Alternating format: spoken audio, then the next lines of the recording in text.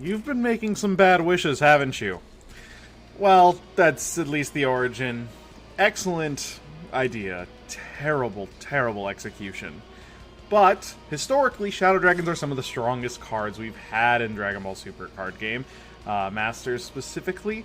And really, we've just got a whole bunch of new support. That's really all we're here to do. This one is going to have a lot more legacy support in this slideshow than typical for our reviews. But honestly, that's just the way the Shadow Dragons go. I mean, you can't really even play it in the set, so let's just jump straight into it. We're going to go over a bunch of different leaders, which ones you should play, which ones you probably shouldn't, and then the different lines that you can then decide to make your own custom Shadow Dragon deck out of. So, first we've got our Eis Shenron leader, the OG, set 10, very simple stuff, on attack, top 5 for a Shadow Dragon. End of turn, restand a Shadow Dragon. If you have 3 or less life, or a 4-cost unison, you get to draw 2 and restand 1, which is a really excellent awakening, right? Huge for tempo, as well as obviously for hand and size. The backside is a lot simpler as well. On swing draw, end of turn, switch all Shadow Dragons to active mode, and tap 6 yellow, play 7 Shadow Dragon cards with different names from your drop area. This is the reason to play the deck. It's a long-form control deck because when you tap 6, you can play some of the strongest cards in the game, and you play 7 of them. Okay. Not bad. And then Sin is actually the only one with a Z leader, so we'll just have him right here. Double strike for Z Awaken 1 if you have 6 or more Shadow Dragons all over the place over your yellow Sin. At the end of the turn, you draw 1, and then you switch all the Shadow Dragons back to active mode. And then active main battle, you can remove it for the game. It is not a cost to discard 6 yellow cards from your hand to board wipe, but you could if you wanted to. It's very important to note that you could also just like use this as like a huge board wipe if you really had to, but really it's that when you swing with your front side leader, you Z-Awaken, now you're 20 double, and then you'll get to draw an additional card at that end of the turn, so you can really build your hand up, and then just remove it whenever you want to get your tap 6 effect. So defensively, this is a really great option. It's just having 2 Z energy is not impossible, but hard. Oceanus. This one is the new pre-release leader. We'll just add a card from our hand to our Z energy, and top 5 for a Shadow Dragon. Very simple. When life is at 6 or less, and we have 2 or more energy, draw 1, restand 1. Oceanus has a blocker, and then discard a yellow from your hand. When you attack, draw 2. Great. Discard 1, draw 2 is about as good of a advantage engine as you can get. Activate main for a yellow. You can play a Shadow Dragon with an energy cost of 4 or less from your warp without its skills negated, and then switch this card to active mode at the end of the turn, so you can force an additional block, which is great to protect your unisons. Activate battle if it's your opponent's turn, and you send 3 Shadow Dragon cards from your drop to your warp. You gain 10,000 power for the battle. This is huge, right? Defensively, it just means that basically every turn, because of the way that the deck functions, occasionally it's every other turn, but most of the time it's every turn, you actually get an additional 10k defensively, which is, I mean, I don't think I have to explain that. That's crazy. Playing cards out of your warp for 1, cheating their cost, is very excellent, right? We're going to go over a lot of those options here, but just keep in mind 4 and less for her. And then finally, Nuova Shenron. On the front side again, can't attack. Add a card to the Z energy, top 5. And then he's got a little different one. So you do have to have a yellow Z-Unison in it with a specified cost of 1 in play. And then you get to switch an energy to active mode, and you actually just play the Z extra that we'll look at in a moment straight out of your Z deck, and again pick down to, and this time pick down to 6. On the backside, you get to, when you use a yellow card in a combo, draw 1. That's new. The other ones have all been on swing draws, and this is a different type of advantage, which is interesting. You can place 2 Z energy in a drop area to switch a yellow Shadow Dragon with EX evolve to active mode. This is fine. There's not a lot of keywords on the EX evolves, which is kind of lackluster, so it's not like you're switching another double striker to active mode. It's usually that you're just like, strike 2 Z energy to get another 30k attack, you know? And then activate battle for a yellow. You can choose a Shadow Dragon ball in your combo area, and then play a Shadow Dragon with the same chosen card name with its skills negated from your dropper hand. This is the bad news. 2 of the balls have names wrong, where the ball is not called the Eis Shenron and Naturon Shenron. They are called the 3-star ball and 7-star ball respectively, so they don't actually match character names. So unfortunately those 2 don't work. Ice is kind of impactful. That's a pretty important name for this deck, but Naturon doesn't really matter. We'll see if it actually ends up changing anything at all. So, the Z cards. These are some of the new ones. So Black Smoke on our right here was developed explicitly for Sin and Oceanus. On the left here is kind of a more generic one that goes with the Shadow Dragons assembled. And then Haze is more of a generic. Technically, it's got support for Nova, but to me, it really reads like a generic attacker if you want it to be. So Black Smoke is for 2 and 1. You can go ahead and activate main. To either -1 or +1. This is the good stuff. -1 is the most important one. Pick down to 6, and then you can bottom deck a Shadow Dragon. You're never going to really do that. And then you increase the specified cost by 2 for the turn. So it turns into a 4 cost specified, meaning that your Sin can awaken as soon as you play this. So for 1 card out of hand, you can be a much more natural 1/1 leader. And so that's going to give this card really good opportunity to shine. And then for the +1, if it happens to live during that turn cycle, you just give a Shadow Dragon barrier for a turn cycle. Honestly, great, right? Something definitely easy that you can go ahead and do. Just give some of your like random blockers that don't have barrier for the turn, right? Or if it's an offensive one, maybe now it's going to not have it, but now it does. The one that I believe to be the strongest, aside from Black Smoke enabling, is this new Sin Shenron Strongest Negative Energy. When a player attacks both players' turns, you can use a Shadow Dragon from under the Z Extra in a combo with its skills negated, and then you negate that skill for the turn, which is totally fine because the way that you look at it is that you're going to have somewhere between like 2 and 5 cards under there most of the time, or 2 and 7 really, and then he lets you put additional cards under there because his +1 is just place a card, Shadow Dragon under that 7 Shadow Dragons assembled, draw 1, and that gets +5 through the opponent's turn. So it itself can become a 15k attacker if you decide to combo with it, though typically a lot of the times you're going to end up using it on a different attack to push a keyword skill through. And then 7 Shadow Dragons assembled. Once it's placed in your into your battle area, you can actually go ahead and place 7 Shadow Dragons from the cost of 1 power from your deck or drop under this card, and then shuffle your deck to look through it. Basically, you get to deck thin all of your Shadow Dragon balls, and then go ahead and have additional combo power with the Shenron Unison on our left. Very, very strong. I think this is the card and setup that all the Shadow Dragons should still be playing as soon as they get rid of the Black Smoke, because it's just free combo power for the rest of the game. Like, yellow is really bad at making Z energy, and this is a great way to get around that. Not to mention the fact that you do also have this big bomb effect. Tap 4, remove it from the game, choose 2 of your opponent's cards, and switch them to rest mode. I mean, you know, if you're going for a kill shot against a different deck, if you can just, like, tap 4 of your, like, 6 or 7 energy to tap your opponent out, and it allows you to push, hey, you know what? Not so bad. And then finally, the Haze Shenron is just when it's played or attacked, choose up to one of your opponent's battle cards or unison, switch it to rest mode. Honestly, as a 1/2 with Deflect, that's really, really strong, right? Generically, yellow decks can take advantage of this card, and then if your leader's a Nuova Shenron, when you use a Shadow Dragon in a combo from under the Z Extra, I believe. Nope, it's just when it's used. You get to place one under the Z Extra, so you get to constantly recur those balls using this Haze. Just something to think about as to how you want to play these. Most of the time, I think basically all 3 of these decks should be playing, or at least Sin and Oceanus will play 1 Black Smoke, 2 Sin, and a Shadow Dragons assembled, and then Nova will play an amount of Haze to make up for the Black Smokes. These are the unisons that technically work. We're going to spend very little time on these because they're either irrelevant or just technically work. So Meki was the originally intended unison for Sin. Still a really good card. It's just unfortunate that green has enough unison removal to be able to remove it very quickly, and then things like red can still remove it really easily. So it's still quite good when you're playing against like blue, kind of against yellow, depending on rest modes and skill negations.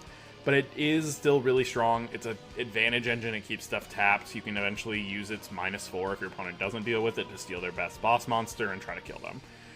Goku Black Time Ring is the main deck version to play a 4 cost faster, but now you have the Black Smoke, so we're not going to spend any time on it.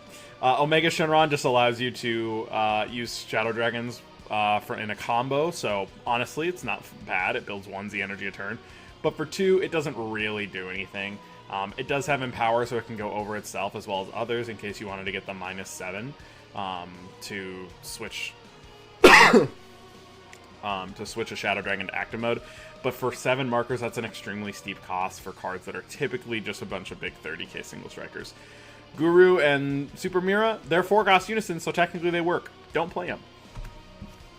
So now we'll just go straight down the line. Each of the Sins, or I guess rather each of the Shadow Dragons, their whole line. Which cards are good, which cards are bad. All the Shadow Balls have the exact same effect, where they're unaffected by skills, and then you can place them in the drop area, either for free or for 1 yellow in Sin's case, to play out a different mid-level Shadow Dragon. Most of the time it's 2 or 3 or 4. So Sin goes into a 3 or 4 cost, so it has these 5 options for its ones. Cold-Hearted Shadow Dragon, we already know is one of the strongest cards in the game, just generically. But it's also a really great card if you can play it on turn 2. Turns out, Sin Shadow Dragon Leader is a leader stun, so this card is really good into decks where they can't guarantee that they're going to awaken that following turn, or if it would stop them from getting an additional draw. That's when this card is best. It also has the best recursion of these cards because it plays out a ball when it's removed. Battle of Offense and Defense is fine because it's a double striker, but importantly, since it does send cards from the drop to the warp, if you're playing something like Oceanus, this allows you to put additional cards from those drop into your warp and set you up for replays. Being a 20k double striker is good. You can KO a rest mode card, and then it's a 25 double, so like, it's fine for offensive purposes, but you're generally not going for them. Achieving Supremacy, this card is not good. It's just to activate battle, filter a Shadow Dragon, only on your turn. That's not very good. And then Harbinger of Ruin, I think this is worth a 1 of if you're playing modern Shadow Dragon decks, because if you do decide to bring it out from your drop area, you can activate main, choose one of your cards in rest mode, and place it in the drop area to tap any of your opponent's cards. So after you tap 6, you could, hey, I'll strike one of those energy now to tap you out, right? If they're only standing with 1 up or what have you. So the card is very, very strong. And then if it's removed, it does add 2 balls back from your drop to your hand. We have the 2 9-drops. Destruction Incarnate is... it's the most carrying card in the game. When you play this card, when you play this deck, this card is the card that makes the deck unfun for your opponent, and kind of for you too. It's very, very autopilot-y, but negating all of your opponent's card skills, ignoring barrier, is really strong, and then they're punished for removing it until later stages of the game where they might be able to Koitsukai you. Just ridiculous. Blocker Revenge, crazy. This new Shadow Dragon, strongest Shadow Dragon since Shenron, is really interesting. So it draws 2 and plays a ball when it's removed, just like the other. It's only a regular blocker instead of a revenge blocker. But conversely, when it's removed by skill or KO'd, it taps your opponent's entire leader battle card in unisons. So if your opponent wanted to go Koitsukai and then like start with a board wipe and this card is out, well, now you go, okay, well, I'll tap your boss monster, assuming it doesn't have barrier, I'll tap your leader, and I'll tap any other battle cards in unisons you had out. That's crazy. This card is super useful. You should definitely be playing one of it if you're playing Sin. Still probably primarily rely on Destruction Incarnate because negating skills is generally more important for protecting itself. But strongest Shadow Dragon is absolutely worthwhile. I want to note that these are 110k, so they are clunky at higher quantities, but you can combo with them from underneath the Z extra using the Sin Unison, and so that does allow you to get 10k combo for free instead of 5. Pretty neat. The Haze line, a very simple one. 1 to 3 to 4 to 8. 1 actually does cost 1. Probably should never ball into the 3 cost. The 3 cost is not great. It's just when it's played, you add back a 4 or less to Shadow Dragon. The 4 cost Haze, excellent. Battle Trick. On combo, you'll discard a card, pop anything in rest mode bigger than your opponent's energy. Super great. It can EX Evolve on the 3 for free, but you're never really going to do that. And then now the new 8 cost is EX Evolve for a yellow, draw 1, and when it's played, you choose 2 of your opponent's cards in rest mode and KO them.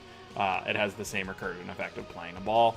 But honestly, since the ball costs an extra 1, Haze is not really worth any sort of line. The way that I'd play it is, hey, you know what? Just play 2 to 3 Venomous Mist 4-drops because it's going to activate Battle Pop your opponent's cards when you need it to. Ice. Another simple one that doesn't really use the ball convention. So the Eis Shenron ball is not actually a ball, right? We talked about this earlier where it's just a 3-star, so you actually can't even use it using the Nova effect, but that's honestly fine, I guess. You can pay 1 to place it in the drop to play a 2, which is the Cryomancer. There we go. It's like ice, you know. Turns out it has a counterplay to play the card in rest mode, whatever. Most importantly, it has an activate main for a yellow. You can discard it to play any ball out of your deck with its skills negated for the turn. When you're playing Sin Shenron, a lot of times you're going to be at like a 56 plus card deck. Having 4 of these to increase the consistency for getting to whichever ball you want is extremely important. It's just a really great consistency booster, and then it's like an additional name if you ever needed it. Eis Shenron the Diabolical, you can evolve on top of the 2 costs for 1. When it's played, you negate any card's skill, ignoring barrier. Battle or Unison, I suppose that is. And then you can also, like, Cold Bloodlust someone for 4. Don't do that. But you could, if you needed to. And then finally, the Eis Shenron Freezing Beam Shot has a pay 1 to evolve, draw 2. Again, an excellent effect. And then when it's played, you stun one of your opponent's battle or leader cards, just like that old Sin Shenron, but now on a 30k body. And it also has the recursive ball effect. So this card is super good. In conjunction with a Nova that we're going to look at in a second, this card is the main target. Nova. I did not know there were this many Nova cards until suddenly they just, like, released, like, enough cards to actually make them playable. So, Nova has a 1-star, or the 4-star ball, which goes into the 2 costs, which can typically be evolved into the 4s, or the 4s can play themselves, and then they can evolve into the 8s. So, in this case, Nova Shenron Military Spirit is the Anniversary Box support card. It is the most aggressive early-game Shadow Dragon card we have access to. It's going to be a 1 cost in hand. If you have 2 or more energy, burst 1, get 15k double strike, and KO a 4 or less. When in active mode, it gains barrier, so if you play it on turn 1, it's pretty darn safe. Likewise, if you switch to active mode, pretty darn safe. Nova Shenron the Pyromancer. This card is bad. Do not play this card. It may look cool, but unfortunately, when it's played, you can tap a 4 or less, and then if it KOs your opponent's battle card in battle, you can play one of the 4 costs on top of it in active mode, but like you're swinging at 10k. So at best, you're swinging into a, you know, maybe a cantrip that got left out. Your opponent's almost certainly going to give up 2 cards in hand, which makes a Z energy or a super combo if they're 4 to play one of these. They're not going to let that happen. So you're going to go ahead and just go into Military Spirit if you're ever using the ball as an aggressive card. Nova Shenron Fair and Square. This is the new broken card, the new hotness. It's like $20 on TCG Player after being less than $1 for 2 years. So when it's played, you just play an Eis Shenron from your hand, deck, or drop. Any ice, including the 8-drop. So that's pretty good. Make sure to own these if you want to play Oceanus, and you probably want to own 1 if you want to play Sin. You want to own 4 if you play Nova. Very good card. Unwavering Conviction is a bad power of a Super Saiyan. When it's comboed, you can pay 1 and burst 1 to tap one of your opponent's battle cards or unisons. Switch it to rest mode. That's fine. The new SR is really good. The double name Goku and Nova is just pay 1, draw 1 if you have a Unison, Z-Unison in play. Right? No, it's just a yellow Unison. When it's played, tap one of your opponent's battle cards. Great. Battle cards or Unisons. Pretty offensive cards. If you're thinking about something like Forbidden Power, you might go like Forbidden Power, and then play this, tap their Unison, and now they really do only have access to like 1 or 2 attacks for the turn. And then it obviously draws. It's a 20k dual blocker. That's fine for 1, right? I think we accept that that's a really good stat line for the fact that you're paying 1 at activate main battle speed. Nova Shenron Flame Shot Unleashed. This is like the weirdest card. It costs 1, and it's how you flood the board. You just tap it, and then you can play a specific set of Shadow Dragons. I think it's 19k or less power for with an energy cost of 2 or more, because they don't want you to play a... I guess Cold Hearted was not yet created, but they didn't want you to play any big 20k double strikers or anything. So this card's fine. For 1, it's okay. I just don't think it's really worth any deck slots. But the newest card, the new SR, big 8-drop, this card is so worth it. Pay 1, draw 2, EX Evolve. When it attacks, you KO one of your opponent's battle cards outright. Does not have to be in rest mode. But if it is in rest mode, you switch to active mode. This gives yellow, specifically the Shenrons, rest mode removal. That's kind of crazy. This card is super good. Also consider basically a dual attacker. This is really, I think, our best total option. If you can, right, try to play some amount of Military Spirits as an early game double striker, fair and square if your deck enables it. The double name, because it is just a really good 4 cost, and for 2 to go 20k and then evolve into this and then go 30-30. Also still really good, right? While drawing 3 total cards and killing a thing. Good stuff. Rage, another simple line. 1-star ball or the 5-star ball goes into the 2 cost, which is a critical. It self-awakens to gain 5k power. You can always just swing and be 10 crit at the beginning of the game. If you don't want to, you can pick up that. You don't have to pick up the life. If you decide to EX Evolve, you can't attack battle or leader cards with this. It's a 20 duel. It's kind of just intended to attack your opponent's cards because you switch it to active mode, and then you choose one of your opponent's battle cards to switch to rest mode. 20 duel into their board is pretty decent, but is it so good that you couldn't just play one of the cards that automatically removes them? Probably not. However, we do have the new 8-drop Rage, which is a critical, so, you know, a keyword, actually pretty good. EX Evolve, just draw 1, and then when it's attacked, you choose one of your opponent's cards, ignoring barrier, and negate its skills and switch to rest mode. That's really good because it ignores barrier. That hasn't been something that Yellow's able to do very frequently, and this does give you access to it if you want to. It has the same recursion skill that all the others do. Oceanus. This is the least chain of them. The 6-star ball does go into both of the 2 costs, the new spin technique from last year's anniversary box, and the Swift Spirals. Swift Spirals is when using a combo burst 1 on your opponent's turn to restand one of your Shadow Dragons. Just kind of an extra combo to block stuff. And then Spin Technique is a 1-cost barrier blocker, and you can pay 1 when it's warped from your drop by a different Shadow Dragon card skill. You can pay a yellow to play the 4-drop Oceanus. So technically the 2 goes into the 4. It's just not like an evolve chain or anything like that. And then the Swift Spirals literally doesn't go into the 4. So weird that they decided, you know what? Actually, you're going to go from ball to girl back to the crappy dragon? I don't know, man. It's very weird. This is the Panty Wish. We try not to talk about her. But the Animancer is a mandatory 4-of in all of these decks. Barrier blocker. When it attacks, you tap one of your opponent's cards. If it's 2 or less, kill it.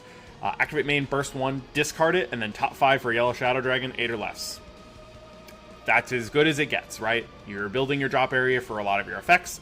You're increasing your consistency by having access to whatever search you want, and you get to go off from there. The Oceanus Mighty Hurricane Fury, this is the blocker of the 8 drops. It's not not very good. At the end of your turn, or when you activate blocker, you just switch to active mode, so it's kind of like a dual blocker. As a 30k, that's fine, but getting to replay the 6-star ball is not super great, especially because this is an EX Evolve that only draws 1, so it's an inherently defensive card, but it doesn't draw you enough cards to play defensively. So I think this card is kind of mid. Realistically, you should play 4 Oceanus Animancers in others, and then if you want to play Spin Techniques or Swift Spirals, that's entirely on you and your playstyle. The 7th and final ball is Naturon. These cards are probably the worst batch. There's very little reason to play basically any of these. They are all recursion effects. So they put cards from your drop area to the bottom of your deck in any order when played typically, which allows you, I guess, to like set up your plays for cards that only play from deck, like the balls. But it's really not very good. The 2-cost Naturon doesn't do anything. Technically, the 2-cost, the ball doesn't even go into the 3. You have to evolve from 2 to 3, or the 2 to the 4. And you'll notice that the 8 only evolves on the 4. So the only playable card on this screen is exactly the promo 3-cost, which can go over the 2, or you could just play it off of some sort of leader skill. It has an optional Poutine effect. When your opponent plays a battle card or unison, you can tap it and then negate that skill for the turn, and it's 15k double strike. Honestly, totally fine, right? This is a great effect that if you wanted to get it off of the upcoming 8-drop Allies Absorbed and then give it barrier for the turn, great effect to do. Here are some of our yellow boss monsters. We've got 2 generic triple strikers. The left one any deck can play, but you have to warp 7 Shadow Dragons from drop.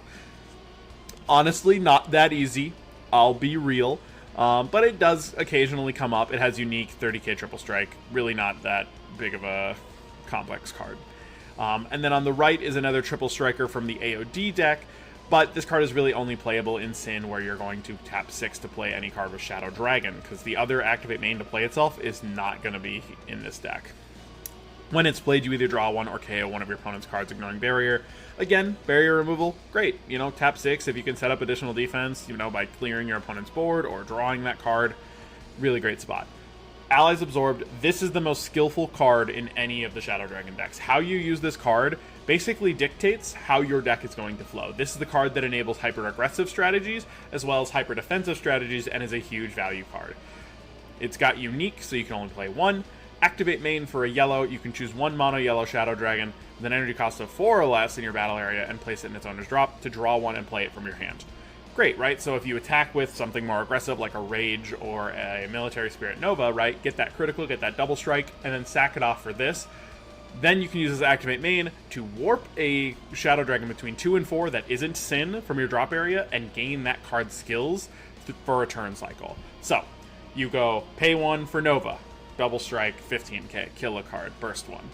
Because limit 1 is limited to the card's name with that effect, Omega Shenron allies absorbed using that same skill when warped is going to be an entirely different effect. So for 2 energy, you can draw a card, pick up to a life, and then put out a 15 double strike and then a 30 double strike, or you can pick up 2 life and go 15 crit into a 35 crit. So these cards are really, really strong, not to mention how defensive they can be. You can copy Oceanus, who is constantly in your drop area as another barrier blocker. You can copy things like that Naturon to gain double strike and then still have a defensive effect as well. This card is really, really strong and determines most of the games. Oh no, not a very clean cut. My bad, but I did forget this card, and this card is super important, so I wanted to make sure it goes in the video. Thanks again to my editor, Kyle, for ensuring that this stuff gets in there. So, Gogeta vs. Omega Shenron is one of the new cards from this set. As a super rare, it's going to have a great effect, and you bet your bottom dollar it does. Successor for 1. It's a 35k blocker with energy exhaust. Again, it's a 110k, so it's a little uglier, but because of things like Nimbus, the Sin Shenron allowing you to tuck and cycle this underneath the Z Extra, you have plenty of opportunities to get this into your drop area if you so please. If your leader is green or yellow and your opponent has 3 or more energy, when it's played, you choose one. You either make your opponent discard 2 and gain double strike, or you choose 2 of your opponent's cards in rest mode, ignoring barrier, KO them, and gain dual attack. Those effects are both crazy. Removal in a yellow deck, ignoring barrier, is great, as well as the fact that we don't really have access to hand control in yellow, and this is a big double striker. And if you notice, 8 is a really easy number. We just spent all that time looking at all these Shadow Dragons that have 8 cost, 8 cost, 8 cost. Allies Absorbed is an 8 cost, and notably, Allies Absorbed being unique means that now you can go again into an Allies Absorbed. If you think about, like, an Allies Absorbed that lives from your turn 3 to 4, well, hey, you know what? You've got maybe it was an Oceanus or whatever, or a Gain Barrier from a Shadow Dragon. Who cares? It lived. You get to go swing with it after copying a skill. And then you go, alright, Successor, 1, go over it. Boom, awesome. Play another one. And suddenly you're looking at all of this pressure really out of nowhere. This card is super strong. You can also play it right off of your Sin tap 6. And you notice that it doesn't say when you play this card via Successor, just when you play this card. So just wanted to throw this in there, make sure it was part of it. Back to the regular part of the video. Off-color playables, this is only really relevant for Yellow Sin, though technically the 2 on the left there can be played in the others. So Negative Energy Explosion is additional blockers. I'll just encourage that you guys go find these cards on your own if you really want to read them. Oceanus is a great Floodgate, and then we've got 2 new triple strikers and Dread Destroyer as a double striker that can remove cards. In archetype SCRs, most of the time, these are not the right choice, but Sin Shenron is a really budget-friendly archetype, or rather, Shadow Dragons is a really friendly archetype in terms of budget because of these 2 cards. Especially Negative Energy Incarnate. Previously, Ultimate didn't always remove the card from the game, so this was a recurable, not infinite blocker technically, but it could block, 3 attacks or 4 attacks in a turn, and then your opponent would have to pass and it would still remain up. Very useful card. It's extremely defensive, and you can usually just play it for 1. And then also, the Corrupted by Darkness is a really big boss monster. You can pay 1 when you combo it, so it's really going to cost you 2 total to just tap your opponent's board and leader. Like, you just tap their entire everything, except for energy. Really great. And then finally, Activate Main for 4, you can gain double and dual. So that's like a fine effect. I don't know if that's really worth it most of the time. The tap effect into a 40k blocker just usually seems better. But you can kind of make that decision on your own. These 2 are super relevant in that they are playable from your drop area. So if you do burst them via a card effect, you can place them back in the bottom of your deck using Naturons, or you can play them off of your Sin Shenron Leader's effect for 6. Just something to think about. The extra cards, we've got a lot of them here. The yellows on the left there are not really great. It's kind of a mediocre negate right? Tapping an extra card. Embodiment of Hopelessness. If you're not playing Sin Shenron, it restands your Shadow Dragons, but most of them restand anyway. And then things like Flame Shot are niche effects to fix which ball is in your combo area currently. The Dragon Quake and Ultimate Dragon Tackle, I do want to just very briefly point out, as these are battle tricks for the deck, where you can remove your opponent's cards. Again, I'll let you read them on your own to see what they do, but right, they just allow you to potentially remove your opponent's cards on their turn when they go in for a big dump. The most important card here is Dragon Thunder. If you have 3 or more energy in rest mode, it's free, but you can just choose a Shadow Dragon card. It gets 5k power for the turn. So you can just go free Sensu Bean, make your leader a 20, make it a 25. And then suddenly you're like, okay, well, Oceanus has a free 10k if you warp 3 cards. Nova draws on combo, so that's a free 5k defensive. And then Sin has a Z leader who can go huge. So, like, this is just like a mandatory 3-of now. If you decide to pay for it, you do get to negate one of your opponent's skills, which is still relevant.